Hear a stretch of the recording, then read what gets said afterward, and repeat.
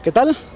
Sean bienvenidas y bienvenidos a También Opinamos. ¿Cómo están? Es un gusto saludarlos en este nuevo video donde, bueno, ustedes saben la polémica que ha causado esta decisión de Gran Bretaña del famoso Brexit, y vamos a analizar este tema con el maestro Mario Alberto Valdés, quien es sociólogo de la FES Zacatlán, y que le agradecemos enormemente que nos haya aceptado esta entrevista. Gracias. ¿Cómo está, profesor? Pues muy bien, aquí con toda la disposición para resolver sus dudas y, bueno, debatir, ¿no? este tema tan importante, ¿no? Que ahorita está generando tanta repercusión, ¿no? en la opinión pública mundial, y que es importante que lo conozcamos más que nada, ¿no? Sin duda, maestro. Pues agradecemos también a Andrés Sánchez, que fue la facilitadora en esa entrevista. Gracias a ella.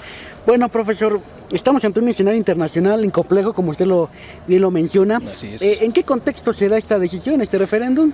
Se da en un contexto bastante difícil.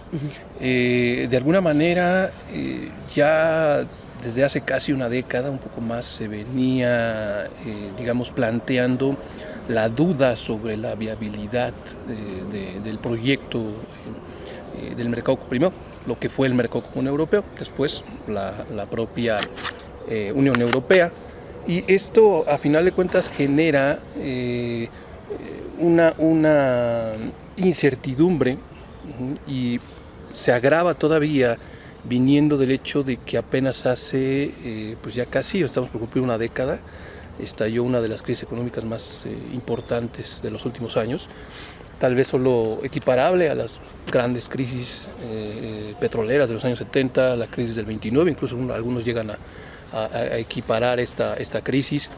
Inicia en Grecia en el año 2007, es un problema de deuda pública, es un problema que afecta a una nación muy pequeña como lo es Grecia en su momento, pero aquí la cuestión está en que Alemania, que es uno de los pilares importantes como país, como economía de esta Unión Europea, de pronto se ve en la disyuntiva de decidir si rescata o no a Grecia, si permite que siga incrementándose el problema, porque no solo tienes a Grecia, tienes a Italia, tienes a España, tienes a estos países mediterráneos, ¿no? Que tienen esta cultura parecida, local, ¿no? Al final de cuentas, que de alguna manera pues lo que provocó fue que Alemania tuviese que, bueno, de alguna manera, los acreedores, la gente a la que se le debía el dinero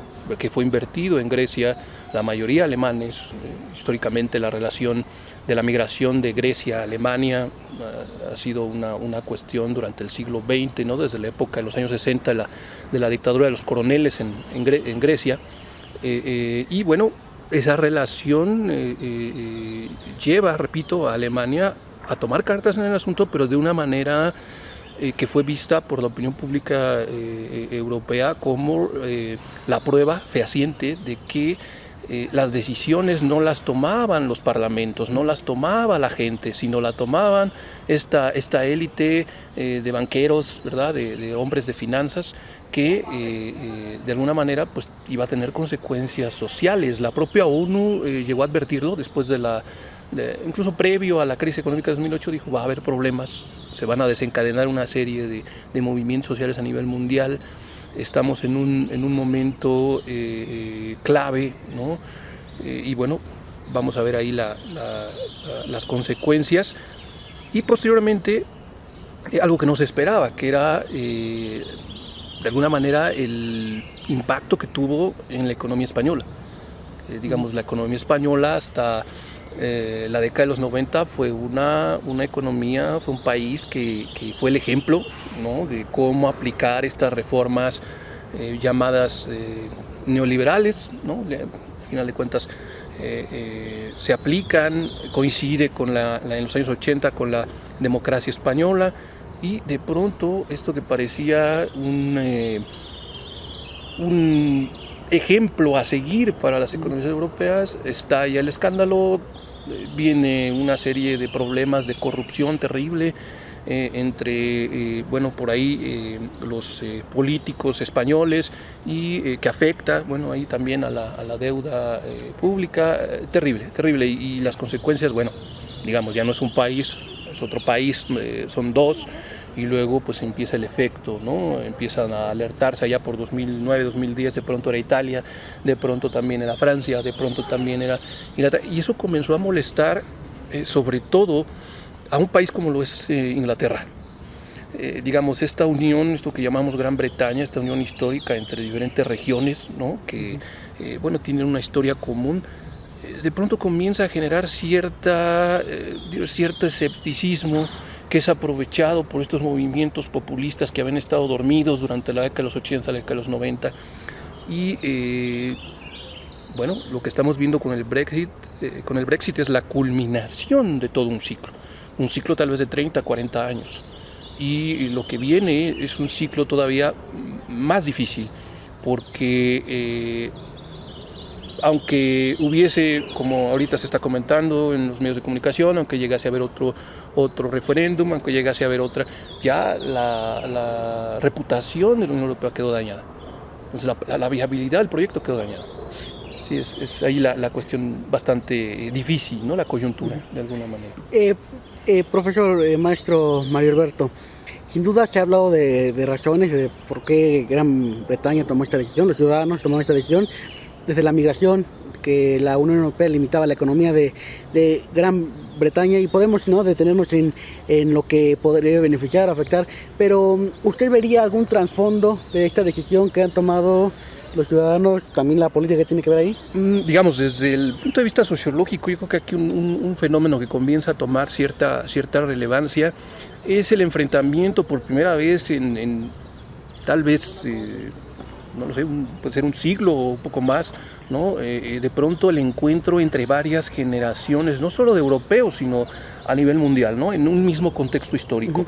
Nunca antes en la historia de la humanidad habías visto a 3, 4, hasta 5 en los casos extremos, ¿no?, de Japón, 5 generaciones conviviendo, ¿no? Era normal que la esperanza de vida en los años 50, en los años 60, pues no sobrepasara por ahí los 60 años. Hoy los países europeos, Estados Unidos, Japón, llegan hasta casi los 100 años, ¿no?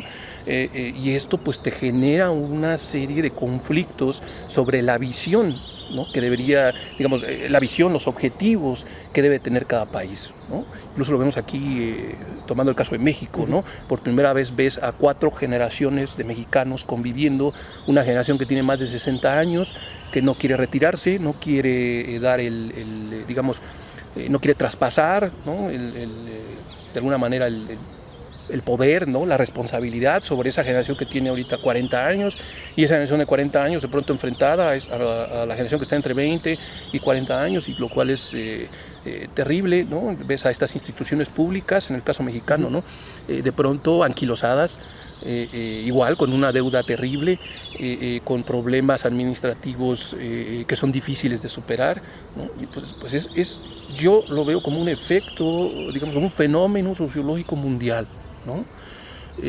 Si notaron las encuestas, lo que demostraban, o bueno, lo que sacaron a luz, fue que una buena parte de los que votaron a favor de salir de la Unión Europea era una generación, estos llamados baby boomers, ¿no?, que tuvieron, o digamos a nivel mundial, una época dorada, ¿no? Empleo, digamos, estable, posibilidad de jubilarse, prestaciones, etcétera, ¿no? Y del otro lado de la moneda ves a una generación menor de 25 años, ¿no?, que tiene un futuro bastante incierto. Es una problemática que el Brexit destaca, ¿no?, que el Brexit saca a la luz. Yo creo que eso es un problema que se tiene que debatir, ¿no? ¿Qué hacer con esta convivencia de generaciones? Porque esto no va a acabar. Digamos, la esperanza de vida en el mundo va a seguir. Y entonces, a partir de nuestras generaciones, todo este siglo XXI, vamos a convivir varias generaciones. La pregunta es cómo relevar la responsabilidad de cada generación, cómo traspasar el poder, la responsabilidad, ¿verdad?, etcétera, ¿no? Bueno, ahí está el reto, ¿verdad? No es mundial, y en este caso Gran Bretaña es, digamos, la primera que va a tener que hacerse responsable de esta decisión, que es bastante, digamos, difícil. Esto es interesante que menciona, ¿no?, porque traspasa a Gran Bretaña, porque es una cuestión de generaciones y de que no nada más se da en Europa, ¿no?, se da aquí en América, se da en otros países, y que pondrá, como usted bien dice, el debate a todas las naciones sobre eso, ¿no? Tú compara, por ejemplo, las edades promedio de estos gobernantes europeos, norteamericanos, latinoamericanos, asiáticos, ¿no? Pone el caso de Berlusconi, el propio Rajoy, François Hollande en Francia, Cameron en el caso de Inglaterra. Es toda una generación, ¿no? Entre más o menos entre los mayores de 55 años, a veces 60, a veces un poco más, ¿no? Que de pronto nos demuestra cierta incapacidad para hacerse cargo, ¿no? de estas problemáticas, ¿no? Nos ha demostrado una capacidad tremenda para no resolver los problemas, pero sí para agravarlos todavía más, ¿no? No le he hecho culpa a toda la generación, pero bueno, es de verdad triste, ¿no? El caso, por ejemplo, de México, ¿no? En su alternancia, ¿no? Un Vicente Fox que pertenece a esta misma generación, ¿no? Que no es capaz de construir, ¿no? De ser el líder, ¿verdad? De una transformación, y de pronto lo echa por la ventana, ¿no? Esta oportunidad histórica para México. Yo hablaría por un momento, digamos, de alguna manera de esta lucha contra esta generación, y repito, Brexit, ¿no? Es el ejemplo digamos, el pináculo, ¿no? De todo este proceso que duró casi una década, ¿no? Sin duda. Maestro, una razón principal por la que tenemos el gran honor de conversar con usted es por lo que publicó en Facebook sobre el tema. Y lo cito, lo cito porque usted mencionaba ahí: los ingleses de retorno al neoliberalismo, regresa el nacionalismo junto al proteccionismo. ¿Por qué fue derrotado el neoliberalismo con esto? Digamos, de alguna manera, esa visión que intentó ser original por allá en los años 70, cuando el estado de bienestar estaba desmantelándose, ¿no? Estos objetivos que se buscaron en las principales escuelas de economía, sobre todo el caso de la Universidad de Chicago, el caso de otras, el caso de otras universidades europeas, donde se planteaba que y ahí lo podemos relacionar históricamente con el proceso de desmantelamiento de la Unión Soviética. Sociológicamente, todo proceso de desmantelamiento de una serie de instituciones y sobre todo de un proyecto social, político, histórico como lo fue la Unión Soviética, tiene consecuencias no a 10, ni a 20, ni a 30, son consecuencias de casi un siglo, ¿no? Apenas llevamos desde 1989, estamos por cumplir casi 30 años, ¿no? de la caída del muro de Berlín, de la separación por ahí del bloque soviético, de la llegada de la democracia a Polonia, ¿no? de la caída de las dictaduras latinoamericanas, ¿no? Y el intento de la construcción de una una sociedad civil, ¿no? Que pudiese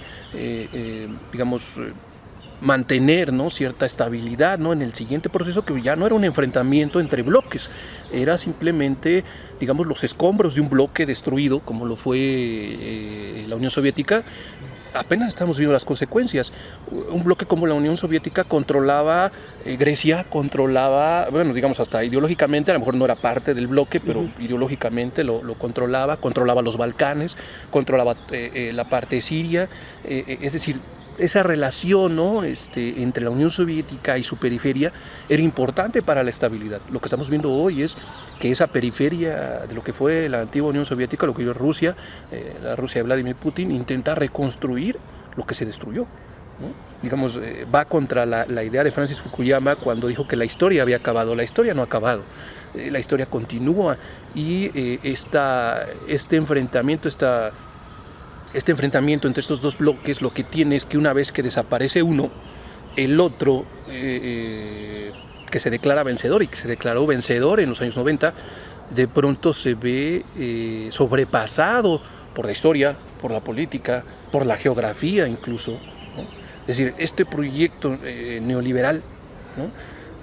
Que después se denominó globalización y que posiblemente ya adquirió otros tintes más culturales, pienso que de alguna manera queda ya totalmente sobrepasado. Es decir, No es aquí la idea de que de pronto un proyecto como lo fue en su momento el proyecto de la sociedad norteamericana, capitalista, etcétera, sobre las otras naciones, digamos, ayudándolas, entre comillas, ¿no?, a construir sus democracias y entonces transformarse en democracias que vincularan ese proceso político con una serie de reformas económicas.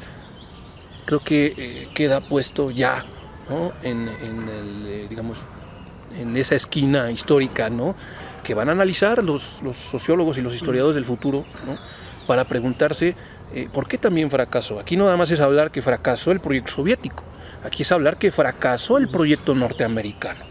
La crisis de la sociedad norteamericana, y tenemos el caso de Trump, ¿no?, es el ejemplo del fracaso de un proyecto que se quiso vender como ganador en los años 90 y que hoy no tiene, digamos, ni pies ni cabeza, ¿no? Elegir entre alguien malo y alguien todavía peor, ¿no?, como lo es Hillary Clinton y Donald Trump, de verdad que pone a pensar, a reflexionar, ¿verdad?, a muchos científicos sociales, ¿no? Y por eso yo me atreví a hacer esa aseveración, ¿no?, cuando dije, bueno, está totalmente derrotado. No lo derrotan de pronto estos movimientos sociales de fuera, lo derrota una sociedad dentro del esquema neoliberal, ¿no? Digamos, prende los focos rojos y atrás de él pues ya levantaron la mano otros países y dijeron, bueno, Gran Bretaña se va, nosotros también queremos irnos. Yo me pregunto hasta qué momento los gobiernos mexicanos van a darse cuenta, ¿verdad?, que la historia los ha sobrepasado y que aquí no se trata de seguir firmando tratados de libre comercio con la Antártida, ¿verdad? Aquí se trata, digamos, porque llegó a un punto en la época de Vicente Fox, ¿no?, donde se firmaban tratados de libre comercio casi a capricho, ¿no? Era una cuestión terrible. Entonces México va a tener que sentarse y reflexionar esa situación, ¿no?, sobre su economía, porque de pronto se va a enfrentar a que, bueno, firmó todos los tratados de libre comercio habidos y por haber, ¿verdad?, y de pronto los demás países comienzan a poner barreras, sin importar si se firmó o no tal tratado, que va a haber consecuencias, porque esos mismos tratados estipulan las consecuencias sobre los países que empiezan. Pero bueno, digamos, Inglaterra lo va a intentar y lo van a intentar otros países, ¿no? Yo creo que el Brexit pone el dedo sobre la llaga y nos dice que, ¿verdad?, hay que otra vez sentarnos a reflexionar sobre qué proyecto de sociedad queremos a nivel mundial, no solo a nivel nacional. Profesor, es interesante, y ahorita déjeme regresar a ese punto que me parece importante en México, en América Latina y en este continente. Mencionaba ahí a Rusia y quisiera preguntarle sobre esto. En este caso, ¿pierde la Unión Europea? No sé si gana Gran Bretaña, me gustaría conocer su opinión, si gana o pierde con esto, sí. Pero en esto que pierde la Unión Europea, ¿gana Rusia? ¿Gana China? ¿Quién gana con esto? Mira, la situación aquí está en la precariedad de la propia economía china. Voy a empezar con China. Venga. En el caso de China es un ejemplo ahí, digamos, algo turbio. Igual, digamos, el proyecto sobre la economía china, la apertura de la economía china a partir de los años 70, la venta de este digamos, podemos denominarlo sueño chino, ¿verdad?, de alcanzar el desarrollo. De pronto, 30 años después, a la luz de muchas investigaciones, igual, queda en entredicho, ¿no? China es un país enorme, es un país, digamos, es uno de los países más grandes de la Tierra, con una población numerosa, y que está en un punto central, digamos, en un eje geográfico, ¿no?, como lo es la parte este de Asia, ¿no?, frente a Japón, frente a todos estos países por ahí, Filipinas, Singapur, etcétera, todos estos países, Corea del Sur, todos estos países que históricamente se han visto influenciados por la cultura china. Digamos, eso es algo que no debemos olvidar, así como para nosotros la cultura europea y la cultura norteamericana son el referente, para bien o para mal, de nuestra cultura. La cultura china para Asia, ¿no?, es digamos, esa espina, ¿no?, que sostiene, ¿no?, esa estructura. Y bueno, a final de cuentas, lo que yo veo aquí con China es querer llevar, digamos, estirar la liga hasta el extremo donde va a reventar en un momento, ¿no? Y en el momento que reviente este proyecto económico, social, político chino, bueno, Asia va a sufrir y el mundo va a sufrir bastante. Recordemos que China es la fábrica del mundo, como lo fue Inglaterra en el siglo XIX. Digamos, ahí está el ejemplo, ¿no? China va a tener que transformarse. Es un país que está dividido en tres partes: la costa, con todo el desarrollo económico que nos presumen los neoliberales, ¿no? Y dicen, bueno, miren a China, construyó puertos, pleno empleo, inversión en educación. Sí, pero la mayor parte de todo este proyecto está en las costas, ¿no? En estas zonas donde es posible sacar las mercancías, ¿no? Y exportarlas al mundo, ¿no? Que es algo que ya China había pasado en el siglo XIX. La guerra del opio con Inglaterra, esa guerra histórica, fue una guerra donde China tuvo que vérselas, ¿verdad?, con países europeos verdaderamente, digamos, que tenían en ese momento la posibilidad de obligarla, ¿verdad?, a abrirse, de obligarla a comerciar, etc. Y es algo que China no olvida. Y sin embargo, ahora con este proyecto, mi opinión es que ahí hay que estar atentos a este proyecto, ¿no?, chino, ¿no?, que está igual haciendo agua. Y de pronto vamos a Rusia, que bueno, igual geográficamente está pegado a China, hace una frontera enorme con China, pero que abarca desde el este de Asia hasta Europa, ¿no?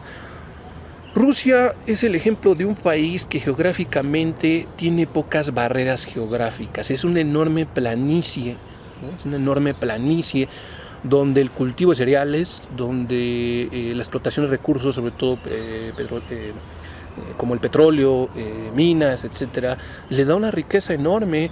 Digamos, la extensión del país lo hace geopolíticamente crucial, importante.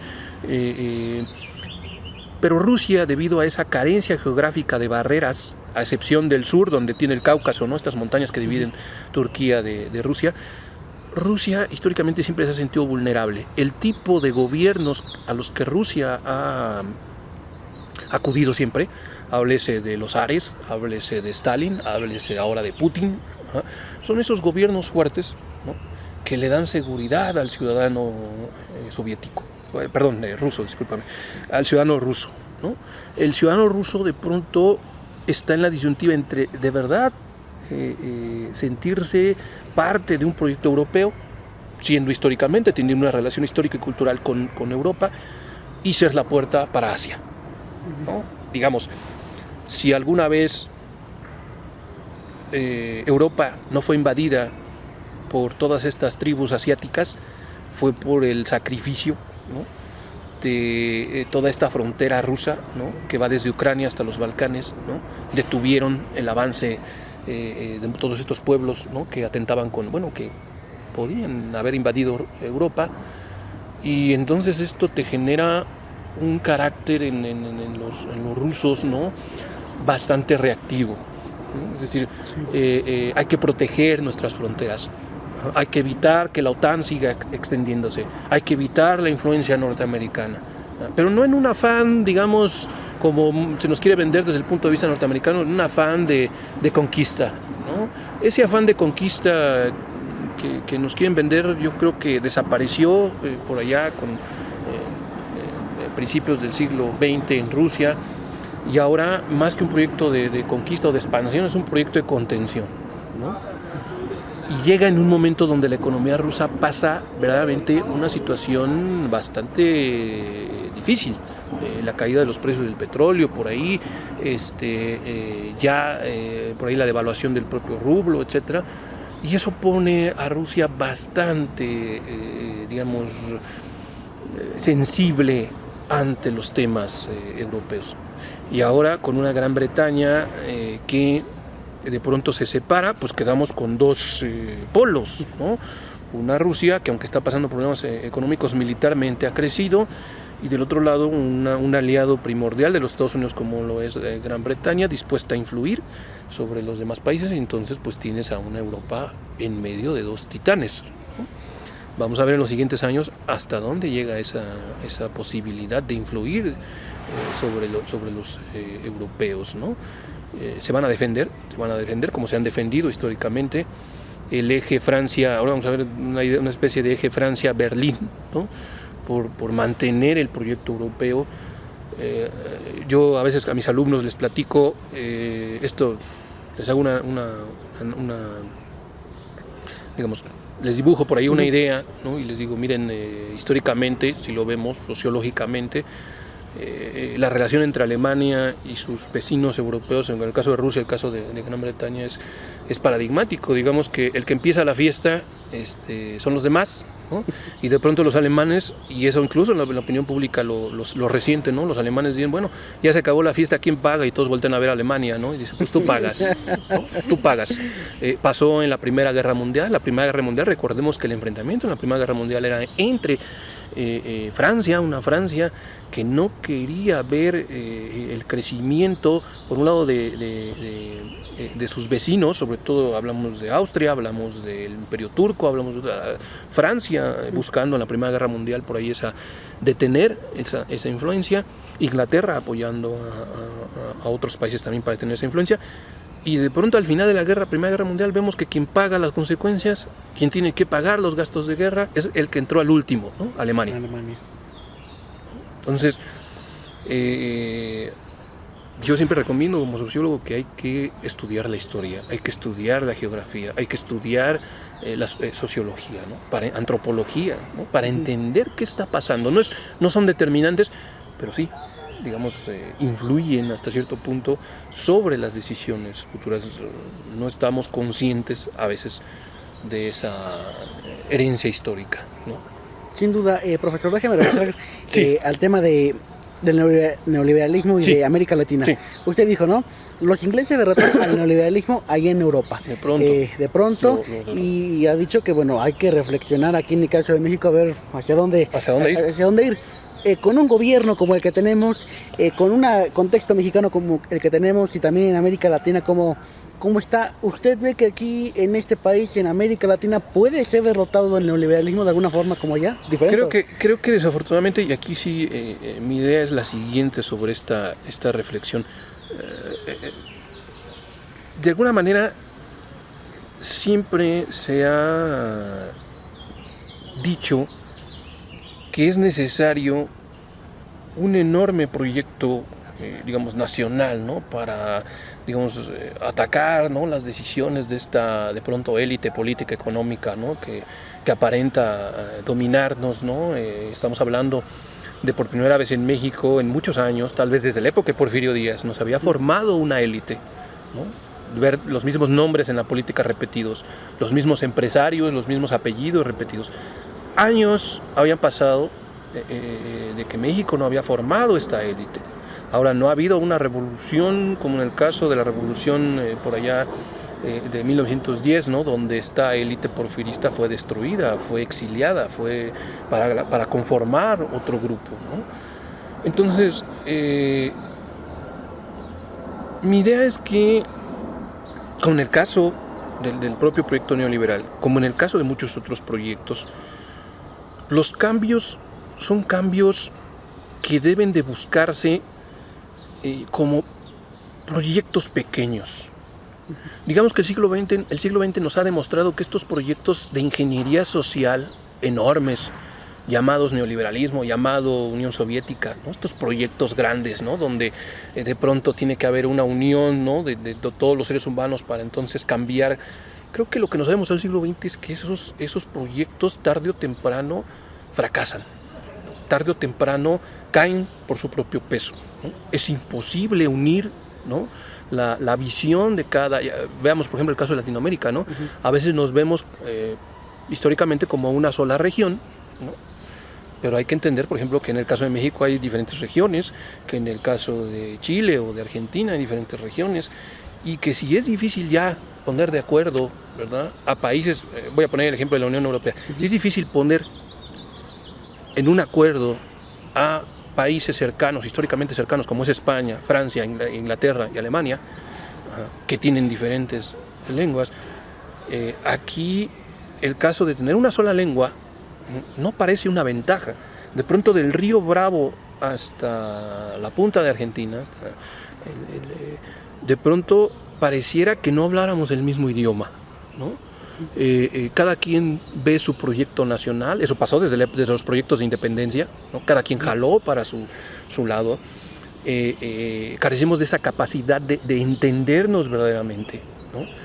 Y entonces aquí se influye, digamos, no nos entendemos, y entonces aquí en Latinoamérica se influye ¿qué? La distancia. Digamos, de Madrid a París, ¿no? Puedes ir en tren, ¿verdad? En más o menos un día, más o menos. De Tijuana a Sao Paulo, ni siquiera hay un proyecto de, ya digamos, tren rápido, ¿verdad? Vías de no hay. No hay esa relación y la distancia pesa. Tú me puedes decir, yo adoro a mi hermano, pero si tu hermano se crió en Alaska y tú te criaste en México, ¿verdad? Y no se vieron en 30 años, pues a lo mejor podríamos poner entre comillas, ¿no? esa relación. Bueno, en el caso de Latinoamérica es un proyecto enorme, histórico, que durante 200 años no ha querido vincularse. En el caso de los mexicanos viendo hacia Estados Unidos, claro, la cercanía, ¿no? El caso de Argentina, Uruguay, ¿no? Con el enorme país brasileño, ¿verdad? Y luchando, ¿verdad? por destacar con un, digamos, un monstruo, ¿no? Como lo es Brasil, ¿no? Que hoy también está en problemas, ¿no? En problemas terribles. Entonces yo creo que para poder hablar de traspasar este proyecto neoliberal, creo que primero hay que regresar, repito, ¿no? A los estudios regionales, a los estudios históricos, a eso que se nos olvidó, ¿no? Y que se lo dejamos a la economía. Los economistas son fascinantes, ¿no? Son personas increíbles, ¿no? Pero nunca los pongas a gobernar. Porque de verdad, digamos, había una regla, recuerdo haber leído por ahí, una regla en la Venecia, en esta ciudad comercial italiana, ¿no? en el siglo XII, XIII, cuando era una potencia marítima del Mediterráneo, y decían los venecianos, había un supervisor que se llamaba supervisor de postes, que es lo que hoy llamaríamos un supervisor de mercados, ¿no? Del mercado de lo que se transportaba, un economista especialista en el comercio internacional, ¿no? Y entonces los querían mucho, ¿no? Los respetaban mucho, pero la advertencia de los venecianos era: cuando veas a este sujeto especialista en comercio querer ser político, ahórquenlo. Porque una cosa es saber de economía, y otra muy diferente, saber de historia, saber de sociología, saber de antropología, y todas más vinculadas. Aquí no entiendes la historia, la sociología de Latinoamérica sin estudiar su economía, y a su vez no entiendes, ¿verdad?, a las regiones sin estudiar su particularidad. Y es algo que se nos ha olvidado, ¿no? Por ejemplo, México, a mí me sorprende esa falta de relación con el Caribe. Es el Golfo de México.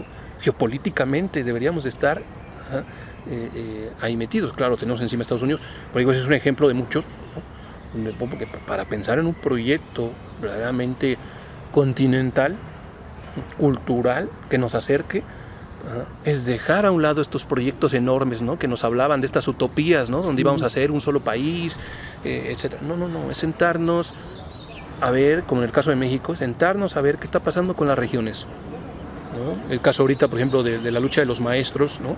Es una región histórica, como lo fue la Antequera del Virreinato, peleando contra la intromisión, ¿verdad?, de otras regiones. Es un México regional. El narcotráfico es un México regional. Es el enfrentamiento entre caciques regionales. Digamos que la hacienda y el cacique fue sustituida por el narcotraficante, ¿no? Es el cacique del siglo XXI, ¿no? Es el enfrentamiento entre regiones, ¿no? Entonces, hay que buscar a los especialistas, porque ya los hay, ¿eh? O sea, esto no es estudiar de cero. Esto es, ya existen los especialistas, ¿no? Vamos a dejar que los economistas nos platiquen y los administradores nos platiquen de lo que ellos saben. Pero hay que ponerles límites. Hay que traer a otras personas para que nos den explicaciones, porque, repito, 200 años de estudios sociales no se pueden echar por la borda, ¿no? Los especialistas están, ¿no? Lo que sucede es que normalmente nunca volteamos a ver a esos especialistas. Y están ahí, ¿no? En la UNAM, en muchas universidades latinoamericanas, ¿no? No necesitamos ir a Estados Unidos a buscar mexicanólogos, ¿verdad?, para que nos expliquen. Qué bueno, es loable, qué bueno que haya norteamericanos que se dedican a estudiar a México, pero bueno, vamos a ser humildes, tenemos, ¿no? Vamos a ser humildes, ¿no? Y quién mejor que nosotros que podamos decidir, ¿no? Como en el caso de Gran Bretaña, ¿no? Aunque haya sido un error, aunque, bueno, es una decisión que ellos tomaron. Profesor, es interesante todo esto que nos ha comentado, y siguiendo con México, porque aunque no hay una relación muy fuerte entre Gran Bretaña y México, pues la relación comercial es mínima. Existe. Las repercusiones que pueda haber el país, pues más que nada es en el dólar. Y sobre esto, Luis Videgaray, economista, señaló que bueno, lo que va a hacer el gobierno es hacer un recorte presupuestal, más que nada en el gobierno federal, pero en su opinión, ¿qué acciones tendría que tomar el gobierno federal, el gobierno de Enrique Peña Nieto, para ir mediando estas consecuencias que sin duda habrá? Yo creo que, digamos, los últimos gobiernos mexicanos se han especializado en la contención, en la administración de la crisis. Es decir, no hay un proyecto de resolver el problema. Hay un proyecto de contener, de administrar. Repito, de ahí la problemática de llamar a economistas y administradores. Son especialistas en contener, no son especialistas en solucionar. Y el caso de México, por ejemplo, el caso de Videgaray es terrible porque Videgaray lo que hace es, de alguna manera, poner en evidencia, ¿no?, la falta de visión, ¿no?, de estos asesores económicos, ¿no? Y es una falta de visión porque no solo es la relación con Inglaterra. Repito, México ha firmado tratados de libre comercio con la Unión Europea. Es sentarse a renegociar esos tratados de libre comercio. Entonces, no es sencillo, no es sencillo. Yo creo que Videgaray se equivoca, como se han equivocado todos estos economistas neoliberales al decir que en México no va a pasar nada. Claro que va a pasar, ¿no? Estamos conectados al mundo, va a pasar. Entonces, ahí está la situación. Pues vendrá fuerte. Vendrá algo fuerte, tratará de mitigarse. Los Videgaray y sus especialistas por ahí tratarán de evitarlo, ¿no? Tratarán de contenerlo, pero no de solucionarlo. Y sí, yo creo que México se va a ver en una situación difícil por el contexto internacional. Eso de que a nosotros no nos va a pasar nada es absolutamente falso, ¿no? Pues sin duda, profesor, estamos ante un contexto internacional complejo. Aquí en América Latina ya mencionó a Brasil, sí, que tiene su problemática. En Europa ya estamos viendo esta problemática. Maestro Mario Alberto, sin duda, pues usted ha dicho, nos va a repercutir de alguna forma, ¿no? Y va a ser fuerte y habrá que verlo y habrá que analizarlo. ¿Cuál sería la tarea de pues, los estudiantes, de los maestros, de quienes nos ven ante esta problemática? ¿Qué hay que hacer? Bueno, las soluciones están a la vista. Repito, hay que ir a ver las problemáticas de las regiones. O sea, existen movimientos sociales regionales, existen culturas regionales en México. Hay que ir a ver las problemáticas de cada una y las soluciones específicas a cada región. Creo que este enorme proyecto de, bueno, aquí en Los Pinos, en la Ciudad de México, decidimos sobre todos, ya no tiene cabida. Creo que la solución está en digamos, comenzar, ahora sí, de verdad, a construir, ¿verdad?, movimientos sociales que se transformen gradualmente en esta sociedad civil que tanto, digamos, en este civismo que perdimos, ¿no? En esta moralidad, ¿no?, que de pronto se desvaneció con la llegada del comercio, etcétera, y que tenemos que reconstruir. México tiene algo muy valioso como lo es su riqueza cultural. Dejarla a un lado e irnos solo sobre lo económico es algo sobre lo que pagaremos no solo las consecuencias, las generaciones que hoy existen, sino las que vienen en el futuro. No hay que negar, repito, ni la historia, ni la cultura, ni los problemas regionales. Creo que la solución está en estos pequeños proyectos regionales. Aún con el miedo de a lo mejor a esos nacionalistas, ¿no?, de cuño de los años 50, 60, donde para ellos era homogenizar a todo el país. No, es pensar en una solución particular para cada región. Creo que esa sería mi propuesta, ¿no? Estudiar, alentar, ¿verdad?, digamos, estos movimientos regionales que por primera vez se sienten, desde la Constitución del 17, se sienten a hablar qué país quieren y necesitan. qué país que necesitan. Maestro Mario Alberto Valdés, profesor de aquí de la FES Acatlán, sociólogo, le agradecemos enormemente que nos aceptara la entrevista. No perdamos la comunicación y ojalá podamos seguir hablando de ese tema y otros temas que sin duda nos afectan a corto o a largo plazo a cada uno de nosotros. Pues gracias, profesor. Ha sido un placer. Gracias, Andrea, por tu apoyo en esta entrevista. Gracias a ustedes y nos escuchamos y nos vemos en la próxima.